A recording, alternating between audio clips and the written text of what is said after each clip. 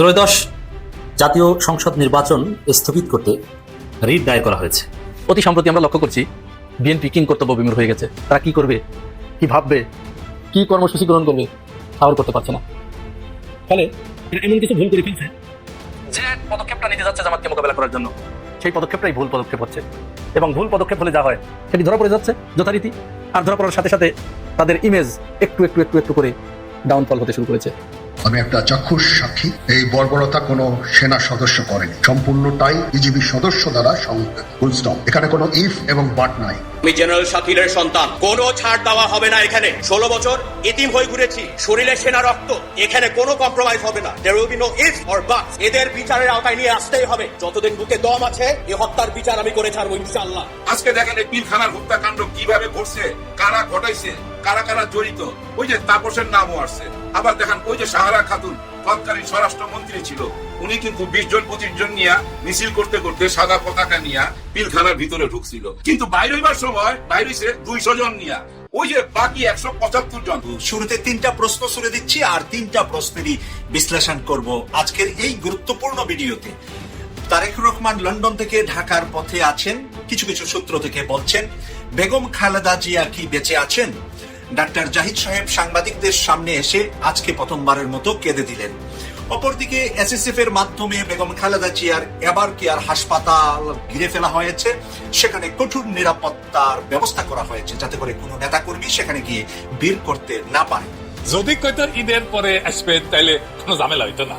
ঈদের পরের আন্দোলন দিয়েই তো আমরা হাসিনাকে হটাইলাম, তাই না? তো ঈদের পরে কইলে তো একটা সুবিধা ছিল। যাই হোক, কেন উনি আসতেছেন না তার কয়েকটা সম্ভাব্য কারণ থাকতে পারে। 1 নম্বর কারণ হইতে পারে যে উনি এমন সময় আসতে চায় যে সময় তার ক্ষমতায় যাওয়াটা নিশ্চিত এবং নিরঙ্কুশ। কারণ বেশ কিছু পাওয়ারফুল স্টেক হোল্ডারের ব্যাপারে তারেক রহমানের অবিশ্বাস আছে, যেমন আমি। 2 নাম্বার, এটা শোনা কথা, সত্য মিথ্যা জানি না, সেটা হইতেছে যে আসসালামু আলাইকুম দর্শক, নতুন একটি খবরে আপনাদের সবাইকে স্বাগতম। আশা করছি আপনারা ভিডিওর শুরুটা দেখেই বুঝতে পেরেছেন আজকের নিউজটা ঠিক কতটা গুরুত্বপূর্ণ হতে চলেছে এবং ঠিক কোন দিকটাকে ইঙ্গিত করছে। তাই বলবো দর্শক, যারা ভিডিওটি দেখতে শুরু করেছেন তারা অবশ্যই নিউজটি না টেনে সম্পূর্ণ মনোযোগ সহকারে দেখবেন, তাহলে এই বিষয় সম্পর্কে আসল তথ্যগুলো জানতে বা বুঝতে পারবেন। তো প্রিয় দর্শক, আমি আর কথা বাড়াবো না। ভিডিওর শুরুতে আপনাদের যেই ভিডিওগুলোর অংশবিশেষ দেখিয়ে শুরু করেছিলাম সেই ভিডিওগুলোর বিস্তারিত আলোচনা দেখব। তবে তার আগে অনুরোধ, যারা এখনও চ্যানেলটি সাবস্ক্রাইব করেননি সকলে চ্যানেলটি সাবস্ক্রাইব করে পাশে থাকা বেল আইকন বাজিয়ে দিন, আর যারা ইতিমধ্যে সাবস্ক্রাইব করে রেখেছেন তাদেরকে অসংখ্য ধন্যবাদ। প্রিয় দর্শক, চলুন একটি লাইক দিয়ে আমরা ধারাবাহিকভাবে সবগুলো ভিডিওর বিস্তারিত আলোচনা দেখে আসি। কে না চিনে, এক নামে চিনে, ডক্টর মোহাম্মদ ইউনূস স্যার। ওনাকে নিয়ে যখনই কথা বলে মোহাম্মদ ইউনূসটা লাগায়, মোহাম্মদ শব্দটা লাগায়, ওনার দেশের পরিচয়টায় চলে আসে কি বাংলাদেশ। ডক্টর মোহাম্মদ ইউনূস, বাংলাদেশ। আর সেই মানুষটার 13টা বাজাইবার জন্য আমরা উইঠা বইরা লাগছিলাম গত 13-14-15 মাস, কিচ্ছু করতে পারি নাই। ঠান্ডা মাথার খেলোয়াড় তো, কে কি বললো এগুলা নিয়ে উনি মোটেও চিন্তা করে না। ওইসব ভাববার সময় কোথায় উনার হাতে বলেন? ডিসেম্বর মাস, এই মাসটা কিসের মাস? বিজয়ের মাস। কাদের মাস? স্বাধীনতা যুদ্ধের পক্ষে যারা যারা এই বাংলাদেশ স্বাধীন করছে, মানে মুক্তিযোদ্ধা। এই যে ফজলুর রহমান সাহেবের মাস, যে অ্যাডভোকেট ফজলুর রহমান সাহেব, ওনাদের মাস তো এই মাসটা, তাই না? দেখেন ওই মাসেই এমন একটা রিপোর্ট নিয়ে আসলো পিলখানার, যারা 57 জন অফিসারকে পৃথিবী থেকে বিদায় করলো। এই যে 57 জন অফিসার শহীদ হলো, এর মধ্যে ভাই অনেকেই তো মুক্তিযোদ্ধা। আর এই কিলটা কারা করাইলো? এই রিপোর্টে কি আছে? আওয়ামী লীগের নাম আছে, শেখ হাসিনার নাম আছে, প্রশাসনের মধ্যে অনেকেই জড়িত, সবাই নাম এখানে লেখা আছে। আর এই লেখাটা তাদের চোখ রাঙ্গানিকে উপেক্ষা করে আনলো। একবার খেয়াল করেন তো, দেশি বিদেশি সব রকম চাপকে তোয়াক্কা না কইরা ওনার কাজটা উনি কইরা যাইতেছে। আগামীর কাজগুলো উনি এইভাবেই করবে। শাপলা হত্যাকাণ্ডের বিচারটা সামনে আসবে কিনা, ওনার একটা বক্তৃতার মধ্যে আমি শুনছিলাম এই শাপলা চত্বরের কথা। এই হত্যাকাণ্ডের বিচার উনি করতে চায়। আসলে উনি বলছিল না আমি বড় প্যাকেজ একটা করতে চাই আর ছোট প্যাকেজ, কোনটা চান? কেউ কিছু উত্তর দিতে পারে নাই। ওনার মতো করে উনি একটা প্যাকেজ বানিয়ে নিছে, আর ওই প্যাকেজটা এত ঠান্ডা মাথায় উনি চালায় যাইতেছে যে কে উনাকে মহোদয় কইলো, কে মাননীয় কইলো, কে ফুল স্টপ কইলো, কোনো কিছুই তোয়াক্কা করে নাই। বিদেশির চাপ তোয়াক্কা করে নাই। কাউকে গণার সময় তো নাই। উনি নাকি রাজনীতি বুঝে না। আরে উনি যদি কিছু না বুঝে, আপনারা বুঝেন ঘোড়ার ডিম। উনি যেটুক বুঝে ওইটুক কইরা দিয়ে গেল। এই যে দেশটাকে একটা জায়গায় পৌঁছায় দিয়ে গেল, দেখায় দিয়ে গেল অন্যায় করলে বাঁচতে পারবি না, তুই যেই হোস না কেন। অন্যায় করলে 100 হাত মাটির তলে ঢুকলে ওইখান থেকে টাইনা বাই কইরা তোর বিচার করুম, এটা বুঝাই দিয়ে গেল, এটা শিখাই দিয়ে গেল। কিন্তু আগামীতে যারা নির্বাচিত হইয়া এই দেশ চালাইতে আসবেন, তারা এটা পালন করতে পারবেন কিনা এটা আমরা বুঝা নিব। কারা? আমরা কারা? আমরা ভোটাররা। আমরা তাদেরকেই ভোট দিব যারা আমাদেরকে একটা দুর্নীতি মুক্ত বাংলাদেশ দিতে পারবে। আমরা তাদেরকেই ভোট দিব। ডক্টর ইউনূস স্যার যে পর্যন্ত আগায় দিয়ে গেল সবকিছু চিন্তা করেন একবার, ওইখান থেকে আবার শুরু করতে হবে। পিছনে যাওয়ার কোনো উপায় নাই। এই বিচার কার্য চলতে হবে। ওই হ্যাঁ না ভোটের মধ্যে ক খ গ ঘ যা লেখা গেছে ওইভাবে দেশ চলতে হবে। ডক্টর ইউনূস স্যার জাতীয় তদন্ত কমিশন যে ফাইলটা দিছে, ওই ফাইলটা হাতে নিয়ে কি বলছে? নতুন একটা ইতিহাস। উনি সোজাসুজি বলছে, অন্ধকার থেকে আমরা আজকে বের হয়ে আসলাম, আজ এক নতুন ইতিহাস রচনা হইলো। হ্যাঁ, অন্ধকার থেকে বের হয়ে আসলাম, তার মানে অন্ধকার থেকে বাইরে হয়ে কোথায় আসলাম? আলোর দিকে আসলাম। এই পিলখানা হত্যাকাণ্ডের তদন্ত রিপোর্টের মাধ্যমে। কত বড় কথা! শুধু কথা বড় না ভাই, অনেক বড় দায়িত্ব দিয়ে যাচ্ছে। আগামীতে আপনারা যারা দেশ চালাইতে আসবেন তাদের মাথার উপরে, আর আপনারা ওই ওজনটা আপনারা নিতে পারবেন কিনা সেটা আমরা বুঝা নেব। মাইন্ড গেমে পরাজয়। বাস্তবিক অর্থেই ডক্টর ইউনূসের কাছে পুরো বিএনপি মাইন্ড গেমে হেরে যাচ্ছে। জামায়াত কতটা হেরেছে, কতটা জিতেছে তা এখনো বলার সময় আসেনি। জামায়াত কোন পরিস্থিতিতে আছে? ডক্টর ইউনূসের মাইন্ড গেমে সে কি ডক্টর ইউনূসের প্রতিপক্ষ হয়েছে, নাকি ডক্টর ইউনূসের সহপক্ষ হয়েছে, নাকি ডক্টর ইউনূসের খেলার শুধুই অবজারভার? এটা বুঝতে পারবে আরও কিছুদিন পর, আমরাও দেখতে পাবো। তবে হ্যাঁ, বিএনপি কোথায় কোথায় ডক্টর ইউনূসের কাছে হেরে গেল, ডক্টর ইউনূস কোন কোন জায়গায় বিএনপিকে খেল খতম করে দিয়েছে। মাঝখানে ডক্টর ইউনূসের সরকারের জনপ্রিয়তার পারদ খুব নেমে গেলেও আবার সেটা খুব দ্রুত উঠে যাচ্ছে। তবে যতটুকু ডক্টর ইউনূসের জনপ্রিয়তা কমেছে তার জন্য একমাত্র দায়ী হলো বাংলাদেশের বিপ্লব বিরোধী মিডিয়া এবং সেনাবাহিনী, আর হলো বিএনপি ও ভারতের প্রোপাগান্ডা। ইউনূস সরকারের বিরুদ্ধে কিন্তু একসাথে এই 4টি স্তম্ভ লেগে গেছে। বিএনপি লেগে গেছে, ভারতের প্রোপাগান্ডা, বাংলাদেশের মিডিয়া, সেনাবাহিনী। এই 4টা জিনিস একসাথে বিএনপির বিরুদ্ধে অনবরত একের পর এক হ্যামারিং করে গিয়েছে। বুঝতে হবে, ডক্টর ইউনূসের বিরুদ্ধে হ্যামারিং করা মানে জনতাকে হ্যামারিং করা। এই 4টি চক্র শুধুমাত্র ইউনূস সরকারকে মেলাইন করেছে তাই নয়, বিপ্লবী ছাত্রদেরকেও মেলাইন করেছে, বিপ্লবী শক্তিগুলোকে ছোট করার চেষ্টা করা হয়েছে।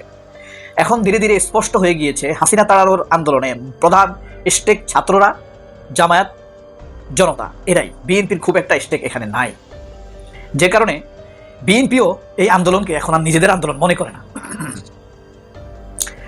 আন্দোলনকে ওন করে না, সম্মান করে না।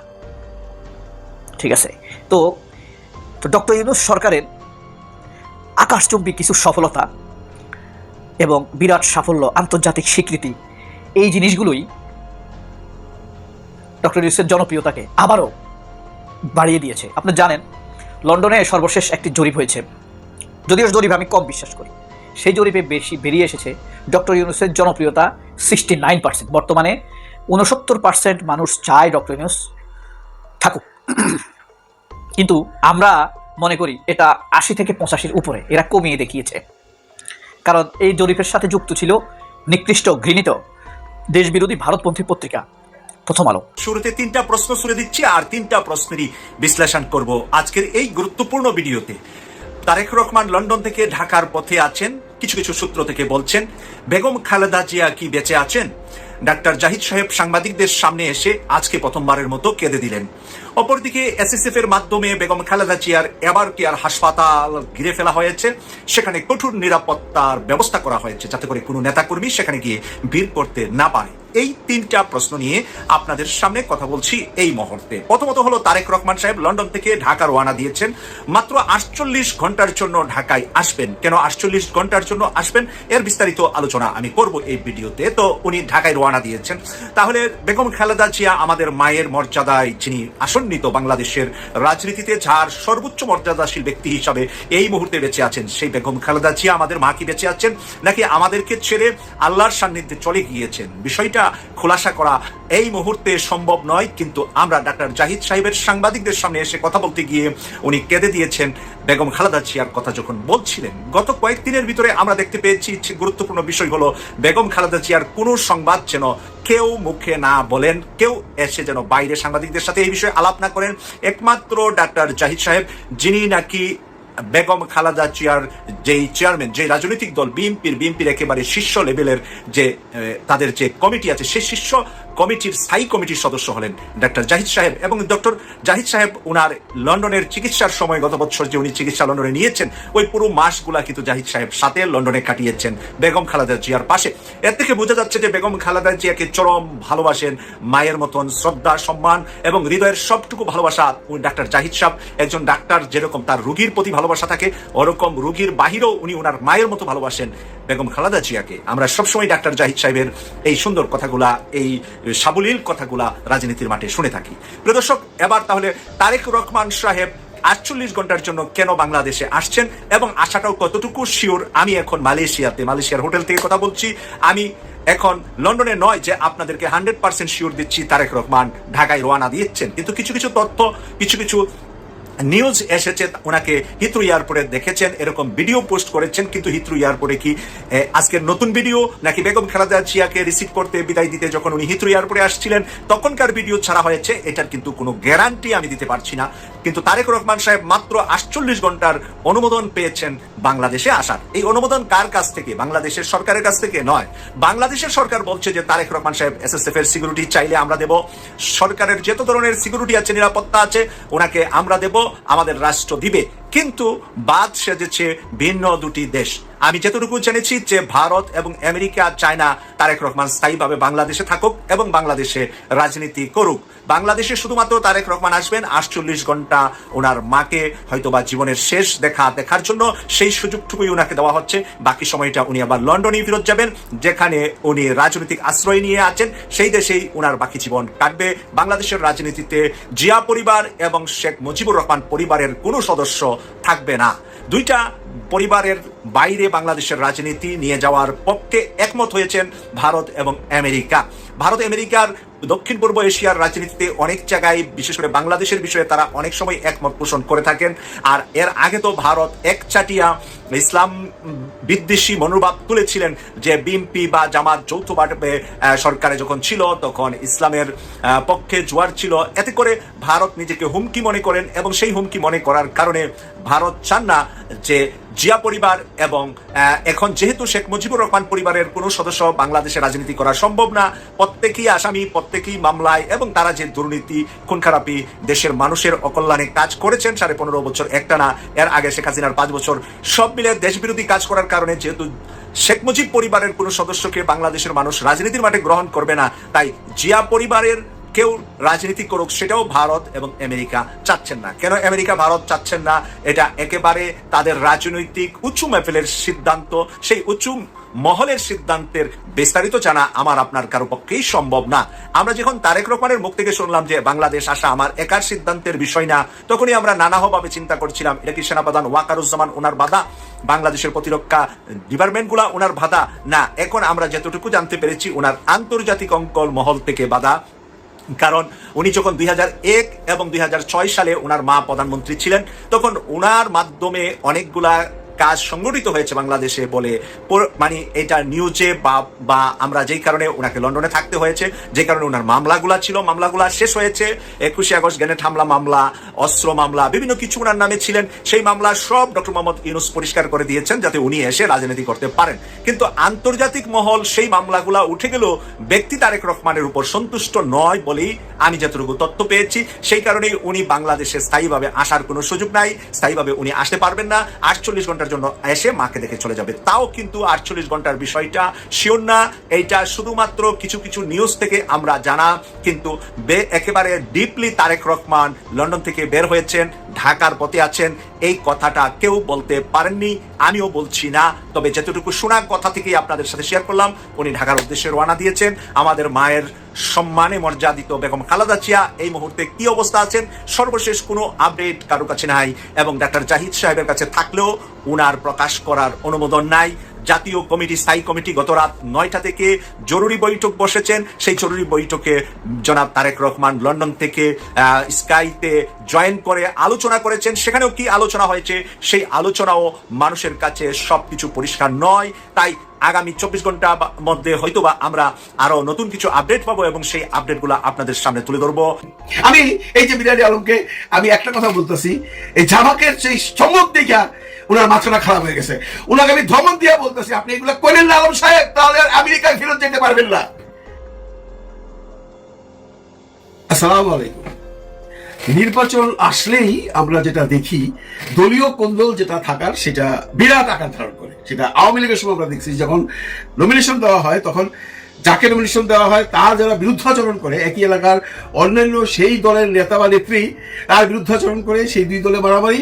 এটা আমরা আওয়ামী লীগের সময়ও দেখছি, এখন আমরা বিএনপির সময়ও দেখতেছি। বিএনপির এই 237 জন নমিনেটেড করবার পর চারিদিকে বাংলাদেশের বিভিন্ন জায়গায় আমরা দেখতে পাচ্ছি যে বিএনপির যারা বিদ্রোহী পার্টি বা যারা নমিনেশন পায় নাই বা যাকে দিছে সে অ্যাকচুয়ালি ওই এলাকার প্রভাবশালী লোক নয় বা ওই এলাকায় পাশ করতে পারবে সেটা চায় না, বা ওই এলাকার লোকজন চায় না। প্রায় অনেকগুলো ঘটনা বাংলাদেশে ঘটছে, আপনারা জানেন। পাশাপাশি এবার ইলেকশনে জামায়াত লড়তেছে, আপনারা জানেন জামায়াত ইসলামীরও প্রায় 300 আসনেই তারা মোটামুটি ঠিক করে রাখছে কাকে দিবে। জামাতের একটা বড় সুবিধা হইলো যে ওইখানে যাকে দিবে তার কোনো বিদ্রোহী পার্টি থাকবে না। আমার একটা বিরল ঘটনা ঘটলো এই গতকালকে, চুনারুঘাট মাধবপুর হবিগঞ্জ 4 আসনের নমিনেশন দেওয়া। এই হবিগঞ্জ 4 আসনে জামাতের ওই এলাকার আমির জনাব মুখলেসুর রহমানকে নমিনেশন দেওয়া হয়েছিল। এটা মোটামুটি কনফার্ম, এবং এলাকার লোকজন তাকে ভীষণ পছন্দ করেন। উনি নেহাত ভদ্রলোক এবং আমির হিসাবে তাদের সুনাম আছে। এটাই সবাই জানতো যে জামাত ইসলামের থেকে এইবার মুখলেসুর রহমান সাহেব দাঁড়াবে। কিন্তু হঠাৎ করে গতকালকে সেইখানে আমার দেশের একজন সাংবাদিক অলিউল্লাহ নুমান তাকে নমিনেশন দেওয়া হয়েছে, এবং উনি একটা সংবাদ সম্মেলন করছেন, ওইখানে মুখলেসুর রহমান সাহেব তার জন্য দোয়া করছেন। গণ্ডগোল তো বহুত পরের ব্যাপার ভাই, কি যে সমঝোতা, কি যে একজনের প্রতি একজন রেসপেক্ট। যিনি নমিনেশন পান নাই উনি আল্লাহর কাছে প্রার্থনা করতেছে যেন অলিউল্লাহ নুমানকে আপনারা সবাই ভোট দেন এবং উনি দেশের জন্য কাজ করেন। এই অলিউল্লাহ নুমানটা কে সেটা বলবার আগে, এই অলিউল্লাহ নুমানকে দেওয়ার পর আমাদের একজন বড় সাংবাদিক আছেন আমেরিকা থেকে। এখন এই রিট কারা করেছে, নেপথ্যে কারা কারা নির্বাচন স্থগিত করতে চায় এই বিশ্লেষণ করবো। ত্রয়োদশ জাতীয় নির্বাচন স্থগিত চায়, যদিও ভয়ের কিছু না, এটা কিছু হবে না, এটা আমরা আগেই বলেছি। যে কোর্টের মাধ্যমে আমার অনেক আলোচনা এটা উঠে এসেছে, সেটা এখন ঘটছে যে নির্বাচন স্থগিত করাতে অনেক উদ্যোগ নেওয়া হবে, অনেক প্রজেক্ট সামনে আসবে। তারই অংশ হিসাবে এই উদ্যোগ রিট দায়ের। শুধু এটা না, আমি আরো বলে দিই, সামনে দেখবেন। এখন তো সরাসরি নির্বাচনের সমস্ত কার্যক্রম স্থগিত চেয়ে রিট। তারপরে দেখবেন এমনকি 2-1 বিচারক আছে। আমি একটা গোপন তথ্য বলি, একজন বিচারপতি তিনি নিজে বলেছেন, আমি জানি, আমি এটা থার্ড সোর্স থেকে না, একদম জেনে বলছেন, মজা করে বলেছেন, আমার কাছে বলেছে না, কোন জায়গায় বলেছে অত বলবো না, বিচারপতি বলেছে। এই যে নির্বাচনের আসন সংক্রান্ত সীমানা নিয়ে জটিলতা আছে না, বাগেরহাটের 4টা না 3টা, গাজীপুরে 5টা না 6টা, এই সব জটিলতা নিয়েই একজন বিচারপতি বলেছেন যে এই সব জটিলতাকে কেন্দ্র করেই তো কোনো একটা রিট বা এরকম আসলে নির্বাচন স্থগিত করে দিব, যে নির্বাচন স্থগিত সমাধান হওয়ার আগে। আরো অনেক প্রশ্ন আছে, এবং আওয়ামী লীগ তো চেষ্টা করবেই, বরং এখন বিএনপিও চেষ্টা করবে যে কোর্টের মাধ্যমে নির্বাচন স্থগিত করানো যায় কিনা। তখন আবার শিশির মনিরা দাঁড়িয়ে যাবে, নির্বাচন কমিশন, সরকাররা দাঁড়িয়ে যাবে যে না, নির্বাচন হতে হবে। কারণ কোর্টের মাধ্যমে নির্বাচন স্থগিত করানোর একটা চ্যালেঞ্জ বা একটা চেষ্টা অনেকেই করবে। কিন্তু ডাকসু নির্বাচনেও যে এরকম অনেক চেষ্টা করে পারা যায়নি, ফরহাদের প্রার্থিতাও বাতিল করা যায়নি, ফরহাদ নির্বাচিত হয়েছেন, এরকম এটাও পারবে। এগুলো করে কিছু লাভ হয় না বাংলাদেশে। 5 আগস্ট পরবর্তী বাংলাদেশে এগুলো ফালতু চেষ্টা। এটা হাসিনার আমল না, এটা খালেদার আমল না, এটা ইউনূসের বাংলাদেশ, নতুন বাংলাদেশ, জনগণের বাংলাদেশ। এখানে ওই যে বিচারপতির কথা বললাম, মজার বিষয় হচ্ছে যে তিনি এখন আবার নাই। যখন বলেছিলেন, বেশি আগের কথা না, তিনি এখন নাই। ওরকম ওই যারা এইসব ধান্দাবাজি করে তারা থাকবে না। অর্থাৎ টেনশনের কিছু নাই যে মংসাং একটা বুঝিয়ে একটা এক্সকিউজ দাঁড় করে নির্বাচন স্থগিত করিয়ে দিবে, সরকারের সাথে বিচার বিভাগের কোনো সমন্বয় থাকবে না, বিচার বিভাগ একদম স্বাধীন হয়ে তাদের মতো করে স্থগিত করে দেবে আওয়ামী দালালের অংশ হিসেবে। এত সোজা না, ইউনূসকে এত কাঁচা খেলোয়াড় মনে করবে না। এইসব রিট ফিটে কিচ্ছু হবে না, এইসব রিট একদম খারিজ হয়ে যাবে। শুনানি 2-1টা হবে, এরপরে দেখবেন খারিজ। আর নির্বাচন স্থগিত না, এটা জুলাই সনদ আছে এখানে। সরকার চালাক কম না, সরকার কিন্তু সংবিধান অনুযায়ী চলছে না। সংবিধান অনুযায়ী জুলাই সনদ ডিক্লেয়ার করেনি। রাষ্ট্রপতির আদেশ জনগণের অভিপ্রায়ের উপর ভিত্তি করে, গণঅভ্যুত্থানের উপর ভিত্তি করে, সাংবিধানিক ভাবে নয়, সাংবিধানিক আদেশ নয়, সাংবিধানিক অধ্যাদেশ না, আদেশ জারি করা হয়েছে। অতএব সরকারের হাতে এমন মেকানিজম আছে, পুরো সংবিধান আইনকে বৃদ্ধাঙ্গুলি দেখি সরকার যা ইচ্ছা তা করতে পারে। অতএব জুলাই সনদের ভিত্তিতে। তা আপনি কিসের রিট করেন? এটা হাস্যকর। কশ্চিনকালও কোনো রিট দিয়ে নির্বাচন স্থগিত করানো যাবে না। ওই যে সরকারের হাতে জুলাই সনদ আছে, রাষ্ট্রপতির মাধ্যমে আদেশ জারি করিয়েছে, অনেক কিছু করতে পারবে। আপনার যে বিচারক এইসব রায়টা দিয়ে বিচারককেই জয়বাংলা করে দিতে পারবে। সংবিধান অনুযায়ী সরকার চলছে না, ক্লিয়ার কথা। তো বিএনপি নিজেরা এটা চেষ্টা করবে বিভিন্ন নামে বেনামে। কারণ ডাকসুতে দেখেছেন তারা ডাকসু নির্বাচন স্থগিত করার চেষ্টা করেছে, ডাকসুতে কিছুদিনের জন্য নির্বাচন স্থগিত হওয়ার পরে তারা আনন্দ মিছিল করেছে। তো বিএনপি এখন স্থগিত পার্টি, পিছাও পার্টি, নির্বাচন পিছাও, কিন্তু পারবে না। কারণ দর্শক, এই যে নির্বাচন স্থগিত কার্যক্রম স্থগিত যে রিট, এই রিট এইটা করেছে কংগ্রেসের মহাসচিব, বাংলাদেশ কংগ্রেস নামের একটা দল, ওইটার মহাসচিব অ্যাডভোকেট ইয়ারুল ইসলাম। এই কংগ্রেস এগুলো পুরো আওয়ামী লীগ ছিল। বিএনপি এইসব দলের মাধ্যমে এখন কাজ করাবে যাতে ধরতে না পারে যে বিএনপি করেছে। কেন বিএনপি নির্বাচন স্থগিত করাতে চাইবে? তারেক রহমান আসতে পারছে না, বিএনপি প্রস্তুতি নিতে পারছে না খালেদা জিয়ার অসুস্থতার কারণে। এখন বিএনপি কি করবে? কারণ নির্বাচন স্থগিত করাতে চাইবে। কোনো ব্যক্তির কারণে নির্বাচন থেকে থাকবে না, এটা ইউনিট সরকারের নীতি। আরেকটা বিষয় আলোচনা করবো, সেটা হচ্ছে যে হ্যাঁ, দলিল ম্যান্ডেট ঘোষণা। আমির খসরু মাহমুদ চৌধুরীর বক্তব্য, যমুনা টেলিভিশন চমৎকারভাবে তার বক্তব্যে শিরোনাম করেছে, তারেক রহমানের ফেরা কিংবা না ফেরা প্রভাব ফেলবে না ভোটে। এর অর্থ কি দাঁড়ায়? ক্লিয়ার কথা, তারেক রহমান ফেরা কিংবা না ফেরা, এর মানে ফিরলেও তেমন কিছু আসে যায় না। ফিরলেও যে বিএনপি হাইপ তৈরি হবে, ওই ফেরার কারণে বিএনপি জিতে যাবে, এটা তিনি মনে করেন না। তাহলে এই কথার একটা অর্থ হচ্ছে যে ফেরাটা জরুরি না। মানে তিনি তো বলবেন এটা যে বিএনপি জিতবে, ঠিক আছে, তারেক রহমান না ফিরলেও জিতবে, তার ফেরাটা জরুরি না, ফেরার দরকার নেই, এটা বুঝিয়েছে। আর না ফিরলেও সমস্যা নাই, বিএনপি তারেক রহমানকে সারা নির্বাচন করবে, এটাই ম্যান্ডেট খসরু বোঝাতে চেয়েছে। তবে তারেক রহমানকে ফেরা কিংবা না ফেরা প্রভাব ফেলবে না ভোটে, আমির খসরু। এবং এই বিএনপি স্থায়ী কমিটির একটা মিটিং হয়েছে, যে মিটিং এর পরে সালাউদ্দিন বলেছিলেন শীঘ্রই তারেক রহমান আসবেন, কিন্তু কবে সেটা আর বলতে পারছেন না। ওই মিটিং এ নানান বিষয়ে সিদ্ধান্ত হয়েছে, খালেদা জিয়ার অসুস্থতা নিয়ে আলোচনা হয়েছে, বিতর্কিত প্রার্থী বদলের চিন্তা করা হয়েছে, 100+ আসনে প্রশ্ন উঠেছে, তার মধ্যে 70 জন প্রার্থী বদল করবে বলে বিভিন্ন সোর্সে আমরা জানতে পেরেছি। বিতর্কিত প্রার্থী বদলের চিন্তা, তাহলে বিতর্কিত প্রার্থীদের আপনার নমিনেশন দিয়েছেন কেন? টাকাকে জেলা কমিটি খেয়েছে 2 কোটি, আর আপনারা খেয়েছেন বাকি টাকা। তারপরে নমিনেশন দিয়ে 2 থেকে 5-7 কোটি টাকার বিনিময়ে একটা নমিনেশন বিক্রি হয়েছে। কোনো নমিনেশন জাস্ট জেলা কমিটিকে 2 কোটি টাকা দিয়েছে, জেলা কমিটি রেকমেন্ড করেছে, কেন্দ্র দিয়ে দিয়েছে। আর কেউ বগুড়ার একটা আসন আছে, মমতাজ যার বাসায় ছিল, এমপি মমতাজ আওয়ামী লীগের, তাকে নমিনেশন দিয়েছে। কিভাবে? সে টাকা দিয়ে তারেক রহমানকে ম্যানেজ করে ফেলেছে আগে। তো দর্শক, টাকার খেলা। এখন আপনি বিতর্কিত বলছেন, ওই সময় বোঝেন না বেনজিরকে মাল সাপ্লাই দাতাকে নমিনেশন দিয়ে স্থগিত করেছেন, আপনি আগে জানেন না কেন? মানে টাকা পাইলে তখন আর কিছু খোঁজ খবর নেওয়া লাগে না। কিন্তু ঘটনা যাই ঘটুক, বিএনপি তারেক রহমানকে ছাড়াই রেডি হচ্ছে। এই স্থায়ী কমিটি নির্বাচনের কৌশল নিয়ে আলোচনা করেছে। ওই কৌশলের মধ্যে তারেক রহমান না আসলে কি এটা আলোচনা হয়েছে? আসলে ভালো, আমি আলোচনাগুলো করছি যেন আমাদের আলোচনা তারেক রহমান ক্ষুব্ধ হয়ে চলে আসেন, যে এত বলছে আমাকে আসেন আসেন, ঠিক আছে আল্লাহ যা করে আমি যাই, আমি বলেছি ভাই আপনি আসেন, আমরা বলি, জনগণ বলে, সবাই বলে আপনি আসেন। আপনি এবার ফেস না হতে পারলে বিরোধী দল হন, তারপরে এবার প্রধানমন্ত্রী হন, আপনি দেশের সন্তান, দেশে আসেন। আর সবচেয়ে বড় বিষয় হচ্ছে যে আপনি নির্বাচনে পরাজিত হন বা জিতেন, দ্যাটস ডিফারেন্ট, আপনি আপনার মায়ের কাছে আসেন। আমরা সে আহ্বান জানাই। বিএনপি যে কৌশল নির্ধারণ করছে তারেক রহমানকে বাদ দিলে কি, ওইটা আলোচনা করেছে। তারেক রহমানকে বাদ দিতে বিএনপি নিজেরাই রেডি। অতি সম্প্রতি আমরা লক্ষ্য করছি বিএনপি কিং কর্তব্য বিমূঢ় হয়ে গেছে। তারা কি করবে, কি ভাববে, কি কর্মসূচি গ্রহণ করবে, ঠাউর করতে পারছে না।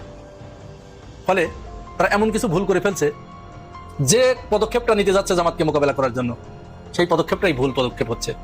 এবং ভুল পদক্ষেপ হলে যা হয় সেটি ধরা পড়ে যাচ্ছে যথারীতি। আর ধরা পড়ার সাথে সাথে তাদের ইমেজ একটু একটু একটু একটু করে ডাউনফল হতে শুরু করেছে। জিয়া সাইবার ফোর্স নামে বিএনপি নেতাকর্মীরা অসংখ্য বট আইডি খুলেছে, তারা বট ফোর্স ক্রিয়েট করেছে। এই বট ফোর্সগুলো তারা সিদ্ধান্তই নিয়েছে জামাতের বিরুদ্ধে বিরামহীনভাবে প্রোপাগান্ডা চালানো, সেটা সত্য হোক আর মিথ্যা হোক। আমরা 5 আগস্টের পর থেকে জামাতকে সমালোচনা করার মতো তেমন কোনো কিছু ক্লু কিন্তু আমরা খুঁজে পাচ্ছি না। কিন্তু খুঁজে না পেলে কি হবে, বিএনপি ঠিকই খুঁজে বের করে অসত্য তথ্য জনগণের সামনে উপস্থাপন করতে যে এমন কিছু কাজ করে ফেলেছে যেটা একেবারে নিকৃষ্ট, কাকে বলে নিকৃষ্টের চেয়ে নিকৃষ্ট। আর এই কাজে নেতৃত্ব দিচ্ছে শাহেদ আলম, জাহাঙ্গীরনগর বিশ্ববিদ্যালয়ের একজন শিক্ষিকা নাহারিন আলম খান ম্যাডামের নাম, ওই ঢাকা বিশ্ববিদ্যালয়ের ছাত্র দলের নেত্রী মানসুরা আলম। এইগুলো এমন কার্যক্রম করছে, এমন অপপ্রচার চালাচ্ছে, এমন কিছু কথা জনগণের সামনে বলছে যে কথার পক্ষে কোনো প্রমাণ না দিতে পেরে অবশেষে ওই জাহাঙ্গীরনগর বিশ্ববিদ্যালয়ের ওই মহিলার বিরুদ্ধে মামলা পর্যন্ত করেছে জামাত নেতা। তিনি কি বলেছেন? তিনি সিরাজগঞ্জের জামাতের সেক্রেটারির বিরুদ্ধে একটি অভিযোগ আনলেন যে তিনি বলেছেন যে আওয়ামী লীগের নারীরা জামাতের জন্য হালাল। এই মহিলা এই কথা বললেন কি করে, তার মুখ দিয়ে এটি বেরোলো কি করে? উনি নাকি বিশ্ববিদ্যালয়ের শিক্ষিকা। আমরা যার পর নাই হতাশ হয়ে গেলাম। এত বড় একটা জলযন্ত্র মিথ্যা কথা, তাও একটা টক শোতে এসে, মিডিয়ায়, গণমাধ্যমে এসে তিনি এই কথা বলে ফেললেন, একজন বিশ্ববিদ্যালয়ের শিক্ষিকা। পরে জামাত নেতা তার বিরুদ্ধে মামলা করলেন। যখন মামলা করলেন তখন তিনি নারী কার্ড খেলা শুরু করলেন। আমি নারী বলি আজ আমাকে এইরকম অবস্থা, কিছু বলার নেই। এরপর তারা কি করলেন? এই যে কয়েকদিন আগে বিএনপির খালেদা জিয়ার উপদেষ্টা হাবিবুর রহমান হাবিব, সাবেক ছাত্রলীগ নেতা। তো ছাত্রলীগ যা হবার তাই হয়, ছাত্রলীগ তো কখনো ভালো হয় না, ও সারা জীবনই ছাত্রলীগ থেকে যায়, ও কখনো মানুষ হয় না। তো সেই হাবিবুর রহমান হাবিব জামাতের নেতা কর্মীদের উপরে, জামাতের যিনি আবু তালেব মন্ডল পাবনা 4 আসনের এমপি ক্যান্ডিডেট, তার নির্বাচনী প্রচারণায় দলবল সহ হামলা করলেন, প্রকাশ্যে গুলি করলেন।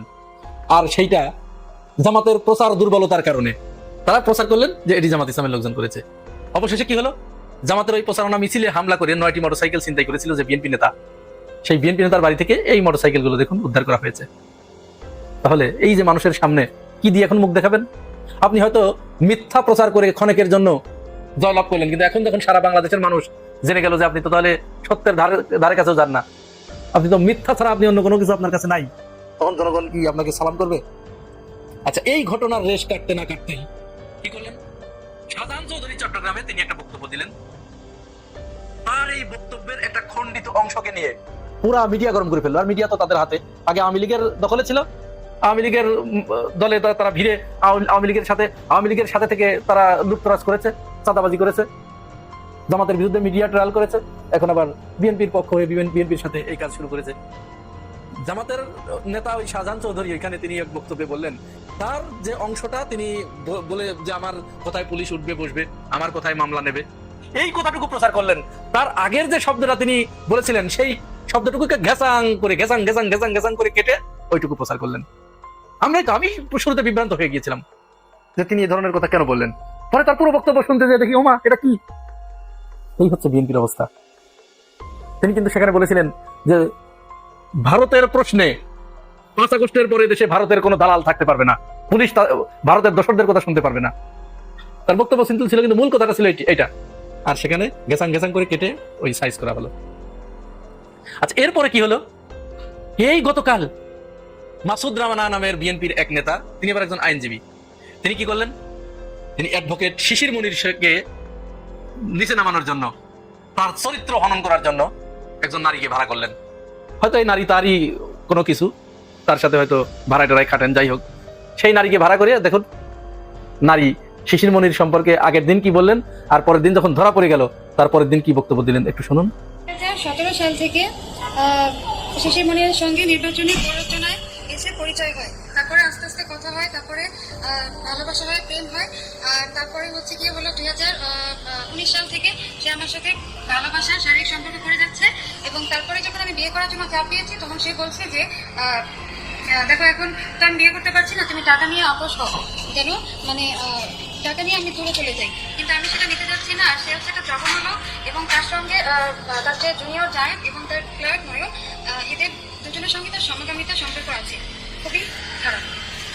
আমি গতকালের যে ভিডিওটা রেকর্ড করেছিলাম সেটা হচ্ছে অ্যাডভোকেট মাসুদ রানার বুদ্ধিতে। তো আমি তো তখন অনেক বিপদে ছিলাম, মানে সে আমাকে যেভাবে বুঝিয়েছে আমি ঠিক সেভাবেই কাজটা করেছি। তাহলে এহেন নেককারজনক কাজ যারা করতে পারে তাদের কি আমরা মানুষ বলবো? এদের কি মানুষ বলা যায়? এই ধরনের কাজ মানুষ কখন করে? যখন আদর্শ দিয়ে, নৈতিকতা দিয়ে কাউকে মোকাবেলা করতে ব্যর্থ হয়, তখন তারা পিছনের রাস্তা বেছে নেয়। এদেরকে আমরা শুধু ঘৃণাই করতে পারি, ঘৃণা ছাড়া এদেরকে আর কোনো কিছু জানানোর ভাষা আপাতত আমাদের নাই।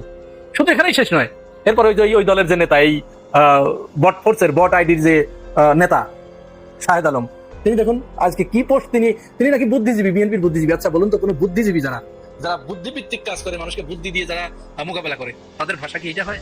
দেখুন তিনি জামাতের নেতাদের ছবি পোস্ট করে তাদেরকে টাউট, বাটপার, বেঈমান, মুনাফিক, এই জাতীয় শব্দ তিনি নিয়মিত ব্যবহার করেন।